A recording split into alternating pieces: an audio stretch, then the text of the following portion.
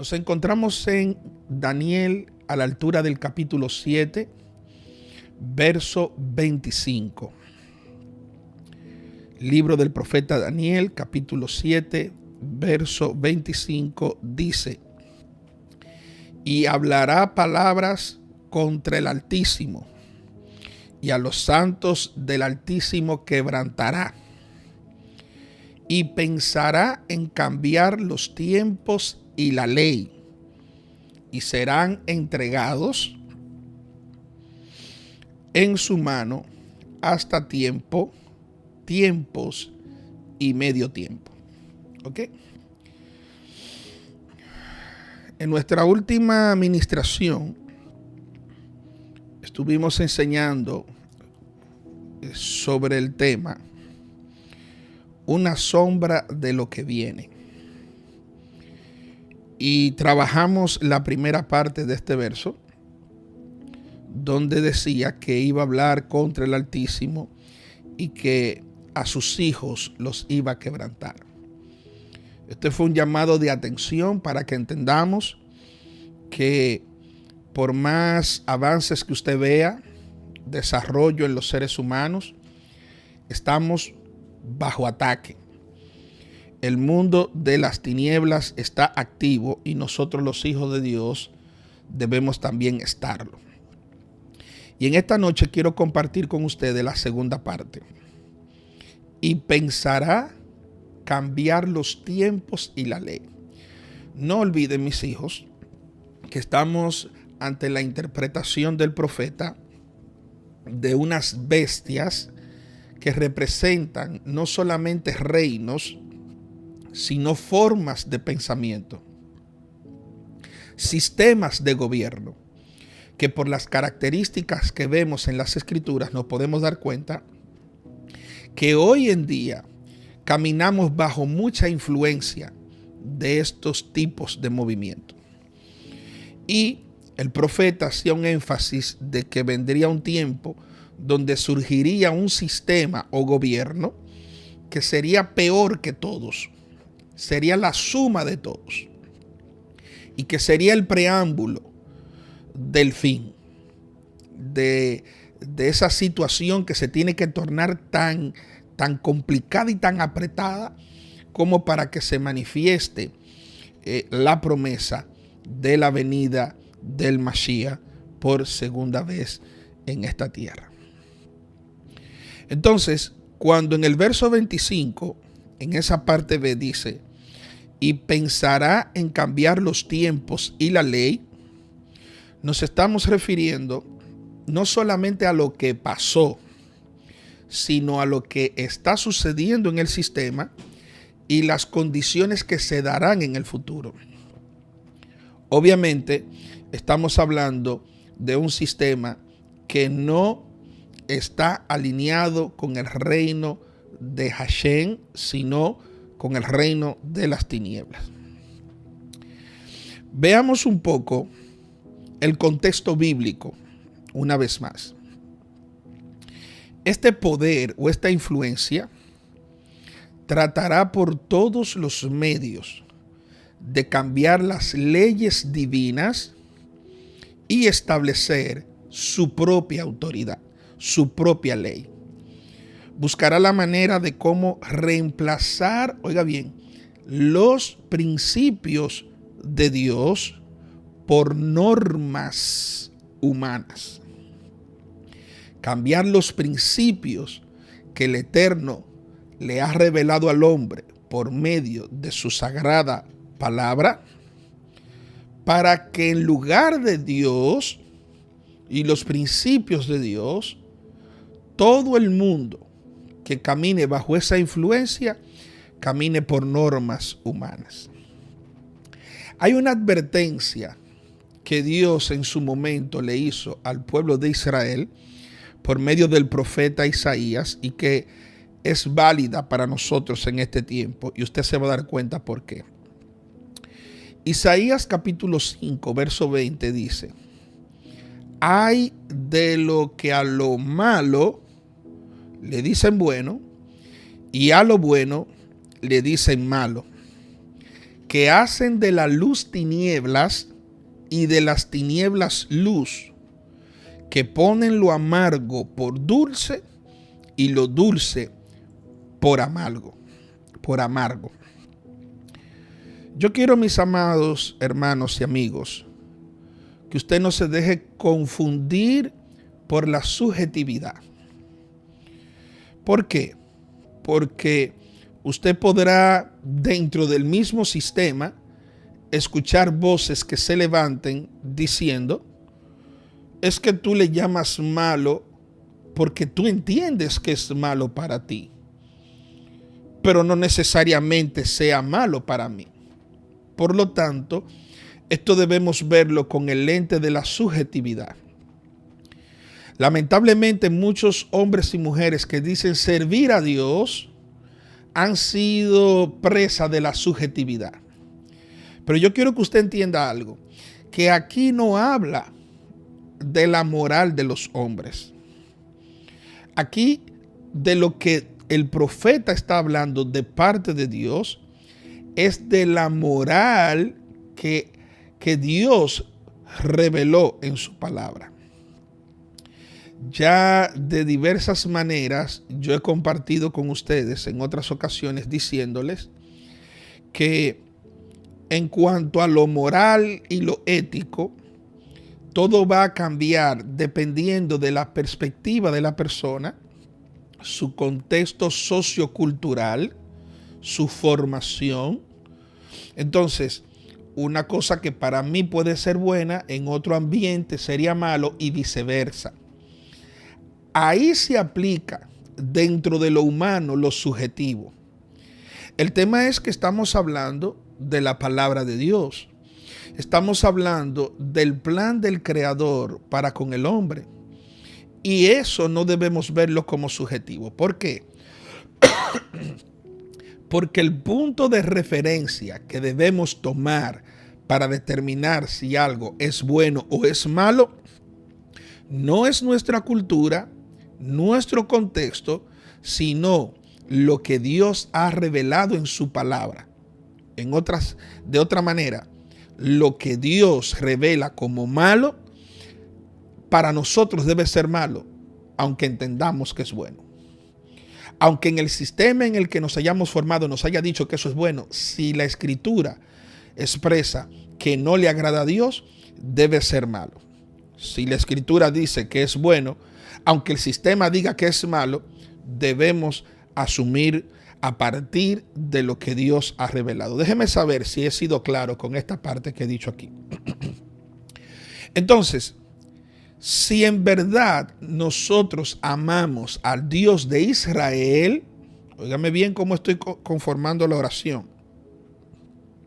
Si en verdad nosotros amamos al Dios de Israel, nuestro punto de partida para determinar algo que sea bueno o malo debe ser las Sagradas Escrituras. Debe ser las Sagradas Escrituras. ¿Por qué Dios le dice esto al profeta? Bueno, es que el pueblo de Dios había caído en un estado de decadencia espiritual y moral. A todo pueblo común y corriente, sino a nivel de liderazgo. Dice la Escritura que el pueblo de Israel abusaba de la autoridad para hacerle daño a los más vulnerables. Léalo después en su casa, el capítulo 1 de Isaías. Gente que tenía poder se aprovechaba de la necesidad o del necesitado. ¿Cuántas personas no se han visto? No los estoy justificando, pero tenemos que ser realistas. ¿Cuántas personas no se han visto obligados a hacer cosas que no quieren, que no desean, que no están de acuerdo, pero que la necesidad los empuja y se ven haciendo algo que realmente no lo querían? No podemos dejar de lado que el cielo está diciendo, hay un opresor que se está aprovechando de la vulnerabilidad, de la debilidad del otro, para llevarlo a hacer lo que Él desea. Y nosotros debemos tratar de no caer en eso, pero tampoco convertirnos en aquellos que nos aprovechamos de la necesidad del otro para que hagan lo que nosotros deseamos. En otras palabras, el pueblo había perdido el sentido de lo que era correcto e incorrecto. Se comportaban como las demás naciones, como los demás pueblos con los cuales Hashem no había tenido trato. Oiga esto, se promovía y se justificaba el pecado. Por esa razón es que Dios dice, ay de ustedes que a lo malo llaman bueno y a lo bueno llaman malo. Porque ustedes no solamente están promoviendo el pecado, sino que además lo están justificando. ¿En qué se parece eso a lo que vivimos hoy? Personas, grupos que dicen servir a Dios, que dicen amar a Dios y promueven el deseo de su corazón por encima del deseo del corazón de Dios. Y aún sabiendo que esto va en contra de la ley de Dios, que esto va en contra de los principios que la Torá establece, llegan al punto de justificarlo. Por eso Dios nos dice, tengan mucho ojo, porque el sistema está operando para reemplazar los principios de Dios por normas humanas. Y de momento pudiéramos encontrarnos, en lugar de sirviendo a Dios, sirviendo a este sistema caído del mundo. Pero no se queda ahí, no se queda ahí, se pone peor la cosa.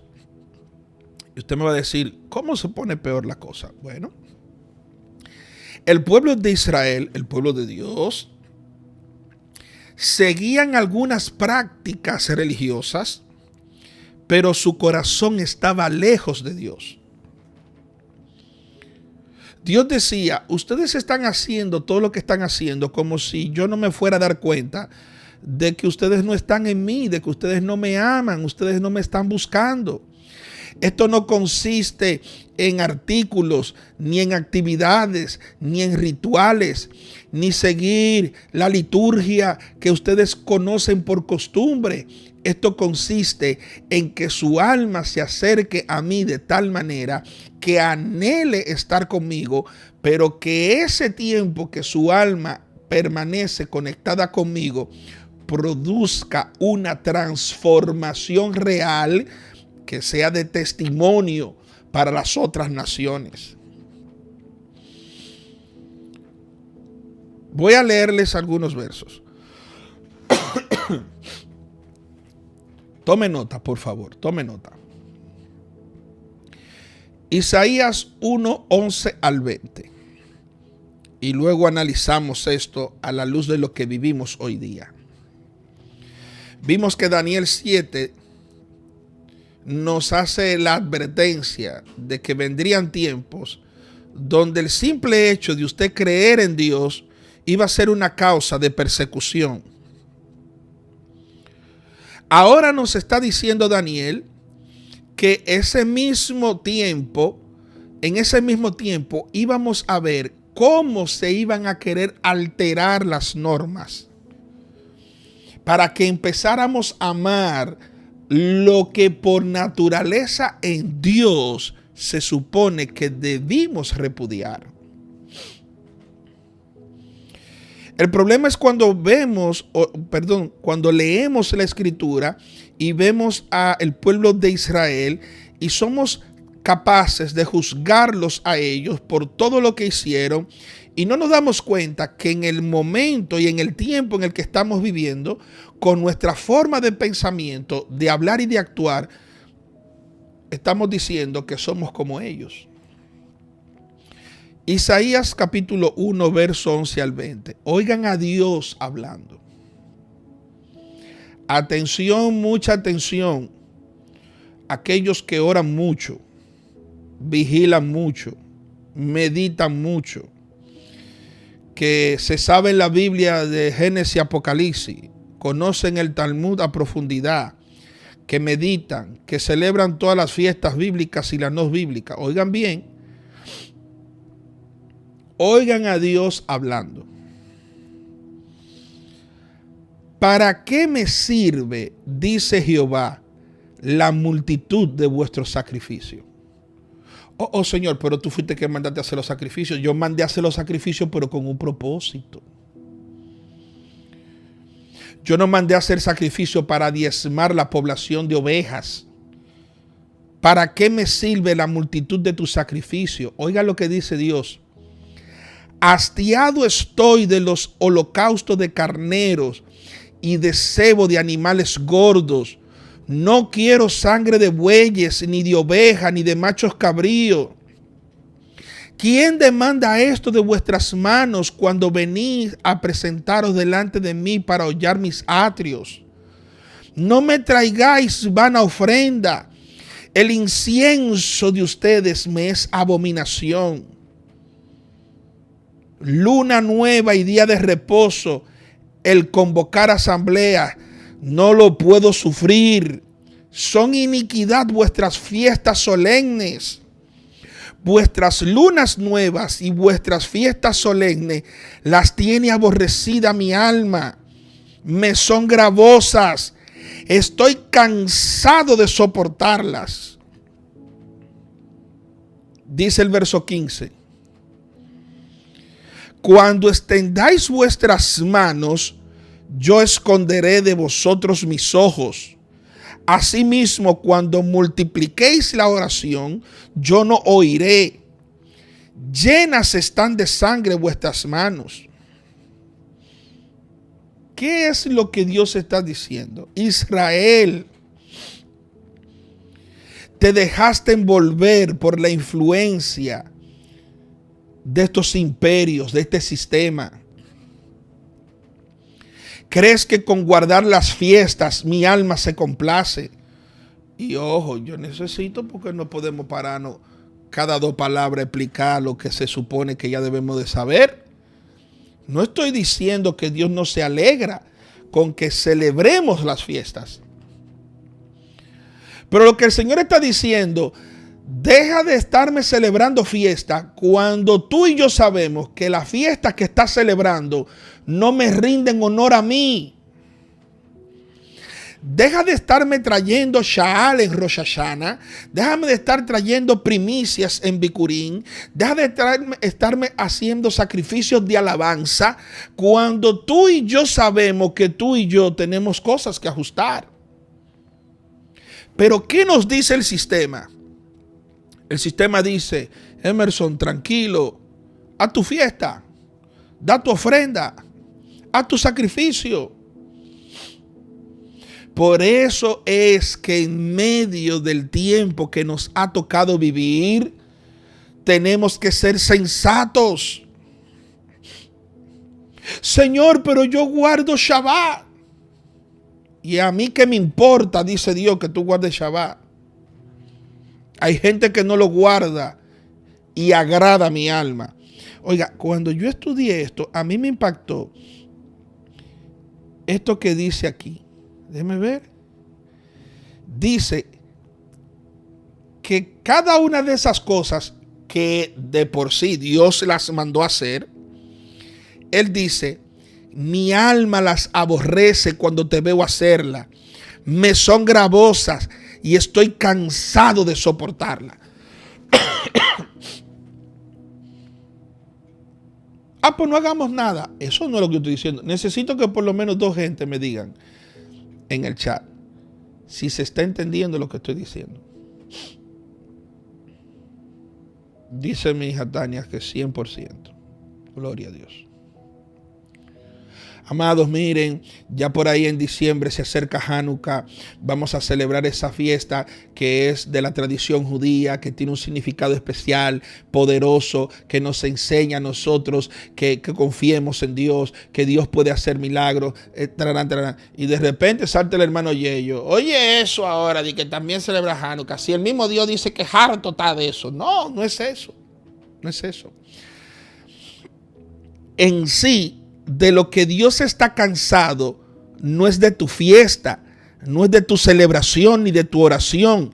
De lo que Él está hastiado es de la actitud de tu corazón, que está de espalda a Dios, que has dejado de lado la verdad de Dios y has cambiado la ley de Dios por normas humanas. Hay gente hoy en día que está más de acuerdo con la bandera que ha levantado la sociedad que la bandera que ha levantado nuestro Padre por medio de sus escrituras y los principios bíblicos. Pero ven acá, yo estoy hablando en chino, pues yo me estoy oyendo en español. Ahora mire qué dice Dios, verso 15. Yo le dije, ustedes van a extender las manos y yo voy a esconderlas. Ustedes van a multiplicar sus oraciones, pero yo no las voy a oír porque sus manos están llenas de sangre. Dice el verso 16, lavaos y limpiaos. Quitad la iniquidad de vuestras obras de delante de mis ojos. Dejad de hacer lo malo. Aprended a hacer el bien. Buscad el juicio. Restituid al agraviado. Haced justicia al huérfano. Amparad a la viuda.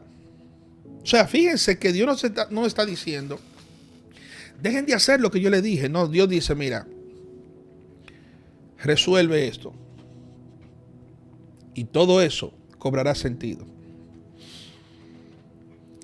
Dejemos de darle a la gente para luego reclamarle. Es lo que Dios está diciendo. Pues entonces no dé. No, porque ustedes saben que siempre uso el último nombre que me aparece en pantalla. No, porque después de Dios, Andrea Mojica me debe su vida a mí. Ajá. Dios dice, qué lejos estás de entender el por qué te he puesto esta pauta para que la hagas, para que puedas conocerme. Qué lejos estás. Verso 18 dice, venid luego, dice Jehová, y estemos a cuenta. Si vuestros pecados fueren como la grana, como la nieve, serán emblanquecidos. Si fueren rojos como el carmesí, vendrán a ser como blanca lana. ¿Verdad que ustedes se acuerdan de ese versículo? Claro, claro. Y lo recitamos. Y no importa que tu pecado, y en diferentes versiones, sea rojo, vendrá a ser como blanca lana. Sí, pero eso no sucede por arte de magia. Eso sucede por volverle el sentido a las cosas que nuestro Padre nos ha dicho. ¿Cuándo dejó de ser la iglesia el punto de encuentro con Dios para que se manifieste su poder y se convirtió simplemente en una rutina donde entramos y salimos tal cual? El Señor no está diciendo que no te reúnas. No está diciendo que está en desacuerdo con la comunión de los hermanos. Lo que Dios está diciendo que no puede ser el motivo de nuestra reunión otra cosa que no sea elevarnos espiritualmente. Mira, amado, lo que voy a decir, lo voy a decir con todo respeto. Una vez escuché a un pastor que aparentemente le estaba yendo muy bien, ofreciendo, no recuerdo la cantidad, si eran $20 o $50. A las primeras 100 personas, $50, $100 para ir. Usted me va a decir, ¿qué tiene eso de malo? Bueno, no tiene nada de malo, pero si lo aplicamos a lo que estamos leyendo, no puede ser el motivo de llegar temprano a la casa de Dios los $50. Aquí en el chat puedo ver a hijos espirituales de República Dominicana. Ellos saben muy bien y entienden lo que yo voy a decir ahora. En una ocasión nosotros en la congregación entramos en un proyecto de recaudar fondos. Hicimos un sorteo, una rifa, como le llaman también en mi país. Y yo le decía a la iglesia, la motivación de tú dar para Dios no debe ser sacarte el crucero. Tu motivación debe ser sembrar en la casa de Dios. Lo que te mueve a ti a sacar tu dinero para contribuir en un proyecto de la casa de Dios no debe ser la computadora. Debe ser formar parte de los hombres que sembraron en el reino. Y por esa razón, algunos lo recordarán, yo les decía, usted trae la ofrenda para sembrar en la casa.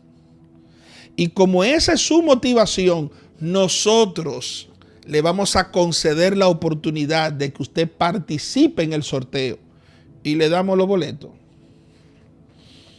Pero su motivación no puede ser el crucero ni tampoco la computadora o el fin de semana en el resort.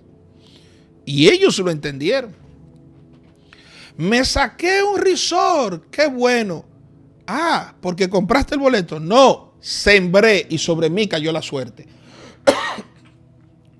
Dígame si se entendió lo que acabo de decir. ¿Se entendió?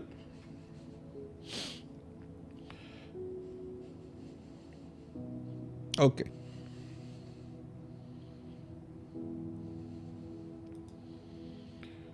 ¿Se entiende eso? Alguien que me escriba ahí en el chat para saber si se entendió lo que acabamos de decir. Entonces, gracias Osvaldo. Vamos a sortear una casa. ¿Para qué? Para comprar un terreno. Lo lógico sería que usted tenga el deseo de aportar, no tanto por la casa, sino yo soy parte de eso. Y por ser parte de eso, el Señor permitió que la suerte cayera sobre mí y me saqué la casa yo. Entonces mire qué dice Dios, verso 18. Venid luego, dice Jehová, y estemos a cuenta. Si tu pecado fuera muy rojo, será blanco como la lana. Dice el 19. Si quisieres y oyereis, comeréis del bien de la tierra. Si no quisiereis y fueres rebelde, seréis consumido a espada, porque la boca de Jehová lo ha dicho. Amados, ¿qué está diciendo Dios?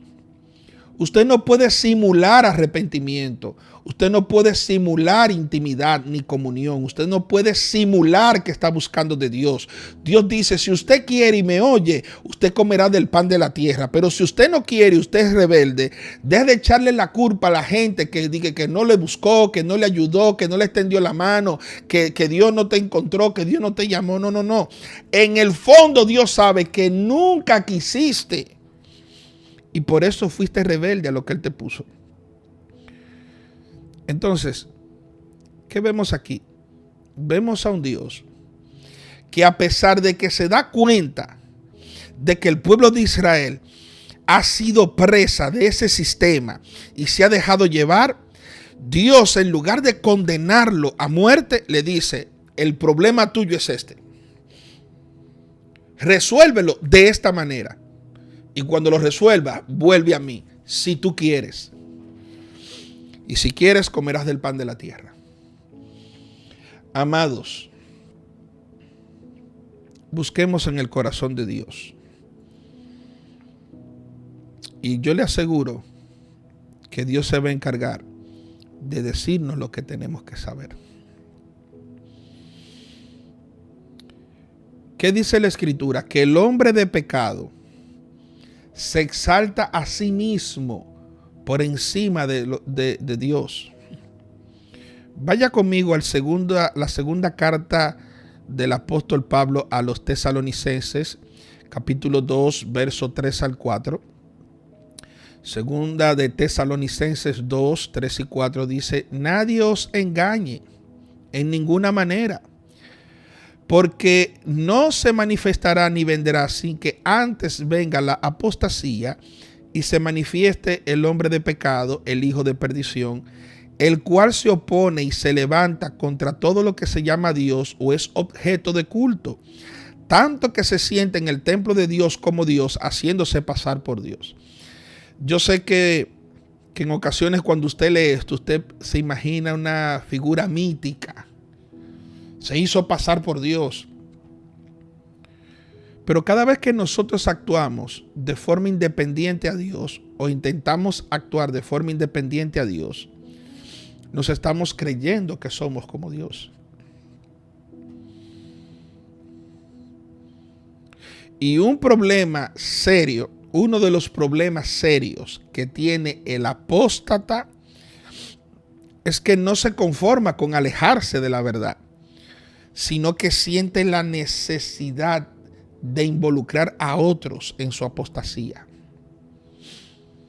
No tiene la capacidad de apartarse solo o sola. Le remueve los tuétanos por dentro, el deseo, la compulsión de arrastrar a otros a su camino. Por eso es que el profeta Daniel en el capítulo 25 nos dice: abran los ojos, porque vendrá un tiempo donde la influencia del mundo pensará en cambiar los tiempos y la ley. ¿Qué nos dice la tradición judía en el Talmud? Dice, los rabinos discutiendo, ellos plantean que los poderes terrenales siempre intentarán imponer sus propias reglas en oposición a la Torá, como un franco desafío a la autoridad divina. Eso está en el Babat Mesías 59b. Acuérdense que estamos estudiando, por eso doy esas referencias. ¿Qué nos dice el Midrash en Rabá Bereshit 42.4? Ahí nos habla de los intentos de los líderes paganos en cambiar las festividades y los tiempos establecidos con Dios. Pero ¿cuál puede ser el objetivo de simplemente cambiar una fiesta, una festividad, un precepto? ¿Cuál es el problema? Acostumbrar a los hijos de Dios a restarle importancia y a desconectarse de esas verdades que encierran unos principios que nos bendicen a nosotros. Su intención es alejar a la gente del verdadero mensaje de las festividades.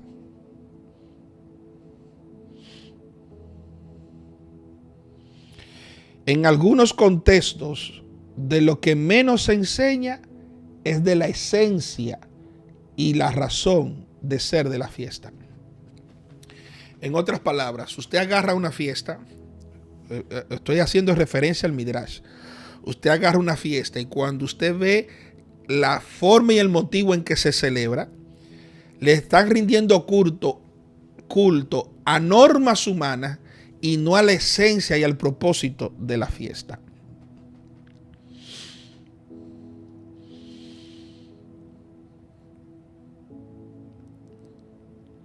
¿Qué podemos hacer nosotros hoy?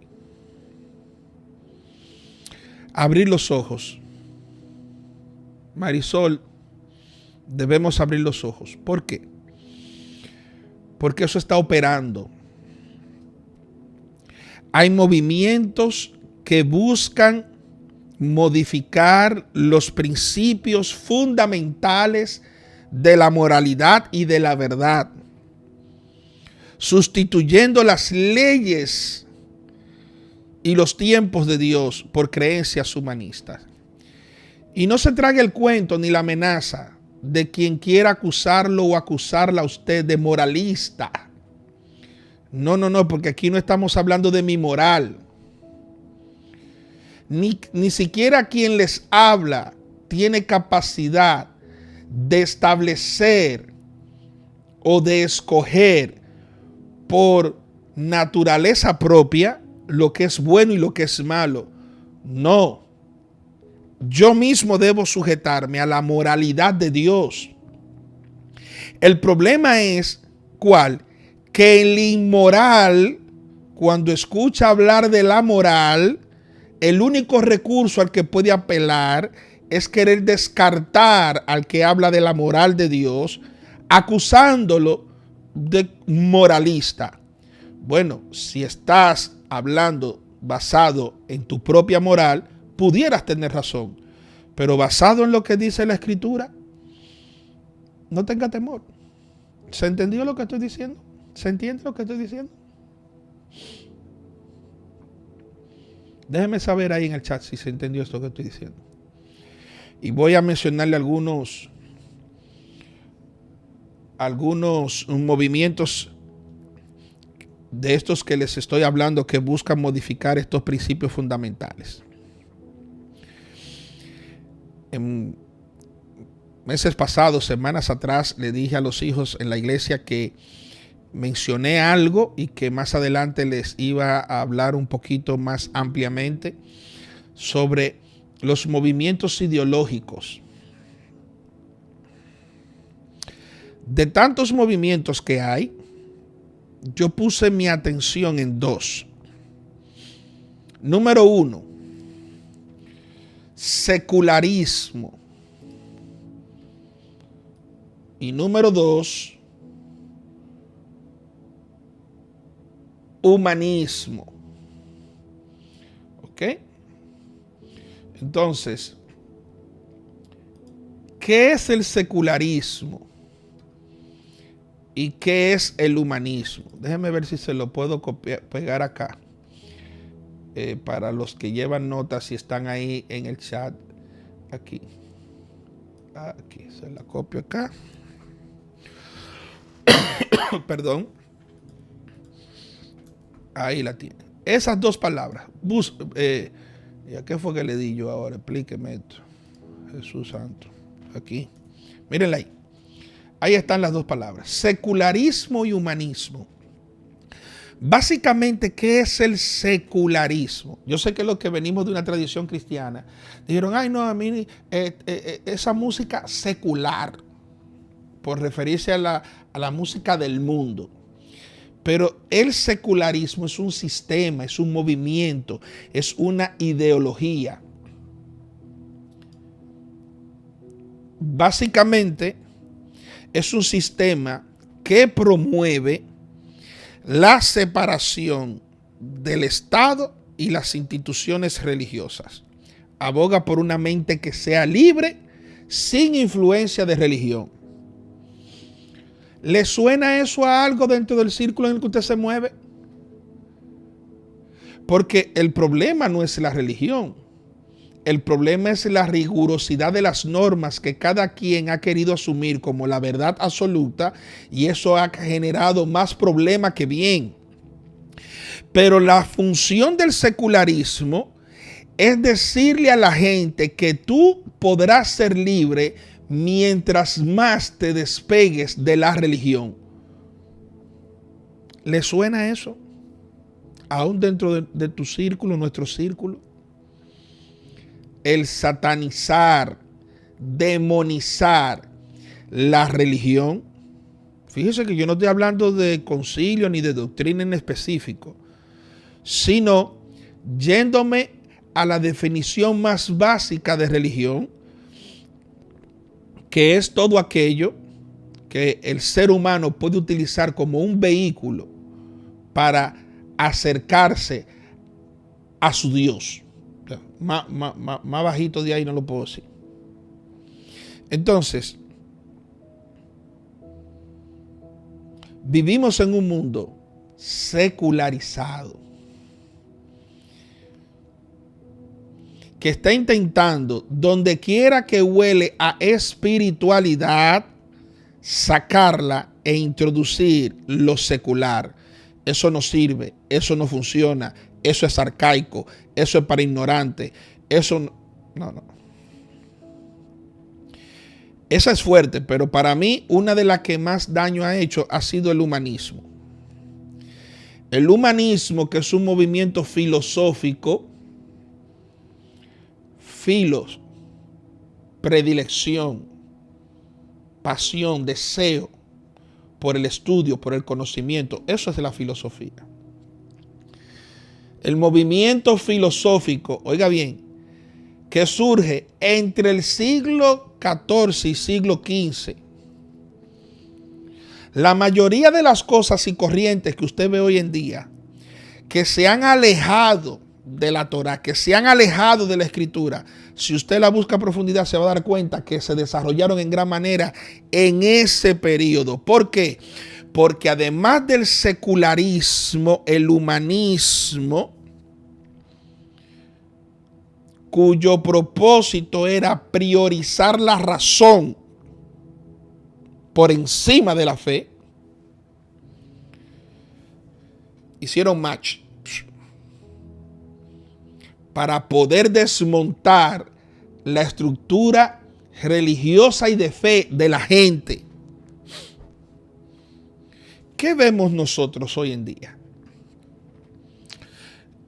Que si no te lo puedo explicar, eso no tiene sentido, obviamente, porque el humanismo no le da a la fe el carácter que la palabra de Dios le da a la fe. Yo no estoy hablando de una fe loca. Estoy hablando de una fe que es prudente y que también tiene dirección de parte de Dios. El humanismo, a partir del siglo XIV y XV, búsquelo, lo tiene de tarea. Comenzó la tarea de centrar al hombre, de colocar al hombre como el centro del universo. Todo es a partir de lo que yo puedo hacer. Esto no depende del creador. Ojo, no estoy diciendo que dentro de la fe revelada en la Escritura no haya una cuota de responsabilidad y de obligación nuestra. No estoy diciendo eso. Lo que estoy diciendo es que el humanismo se centra en el hombre, no en Dios. Y aún muchas ideologías y formas de pensamientos espirituales, cuando usted lo analiza a profundidad, usted se da cuenta de que quien tiene el control no es Dios, sino el ser humano. Humanismo. Y a mí lo que me causa gracia es que el mismo sistema se autodefine y como quiera la gente abraza lo que el sistema le dice. Porque esta definición no surgió en una iglesia, ni en una sinagoga, ni en una comunidad de fe, ni nada de eso, no. En el sistema. ¿Y cuál es el propósito? Cambiar los tiempos, cambiar las leyes y cambiar la verdad. Esos son movimientos ideológicos, dos solamente, pero hay muchos. Gobiernos seculares. Si yo le decía a ustedes que